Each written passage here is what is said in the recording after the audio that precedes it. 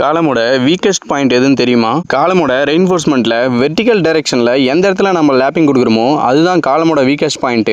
அதை எப்படி சரி பண்ணலாம்னா, ஸ்டீல் லேப்பிங் பண்ணும்போது ஆல்டர்னேட்டா இருக்க மாதிரி பார்த்துக்கணும். அதாவது காலமோட மெயின் ராடு ஒன்று லென்த்தாகவும் அடுத்த ராடு ஷார்ட்டாகவும் இருக்க மாதிரி பார்த்துக்கணும். அடுத்து நம்ம லேப்பிங் பண்ணுறதுக்கு 50D இந்த ஃபார்முலாவை யூஸ் பண்ணி 50ஆல் நம்ம யூஸ் பண்ணுற கம்பியோட டயாவை மல்டிப்ளை பண்ணால் நம்மளோட லேப்பிங் லென்த் கிடைச்சிரும். நம்ம லேப்பிங் பண்ண போகிற ராடில் லேப்பிங் லென்த்தை மெஷர் பண்ணி அதுலேருந்து லைட்டாக கிராங்க் அடிச்சு அதுக்கப்புறம் லேப்பிங் பண்ணுறது ஒரு நல்ல ஆப்ஷனாக இருக்கும். நம்ம கொடுக்குற கிராங்க்கு காலமில் ஆக்ட் ஆகிற ஆக்சியல் லோட ப்ராப்பராக வெர்டிக்கல் டைரக்ஷனில் கொண்டு போய் ஃபுட்டிங்கில் சேர்த்துரும். அதனால் கிராங்க் அடிக்காமல் ஸ்ட்ரைட் ராடை நம்ம லேப்பிங் பண்ணுறது ரொம்ப தப்பு. இப்படி வெர்டிக்கல் டைரக்ஷனில் ஆல்டர்னேட்டாக லேப்பிங் கொடுக்கறதுனால காலம் வீக் ஆகிறத குறைச்சிடலாம். இப்படி லேப்பிங் பண்ணுற இடத்துல ரிங்கோட ஸ்பேஸிங்கை கம்மி பண்ணி ரிங் அதிகமாக கொடுக்கறது ரொம்ப முக்கியம். இந்த ஸ்டெப்ஸ் எல்லாம் ஃபாலோ பண்ணி காலமுக்கு ஸ்டீல் கொடுக்கறதுனால ஸ்ட்ரக்சரலாக எந்த ஃபெயிலியர் ஆகாமல் பார்த்துக்கலாம். இந்த மாதிரி நிறைய இன்ஃபர்மேஷனுக்கு சப்ஸ்கிரைப் பண்ணிக்கோங்க.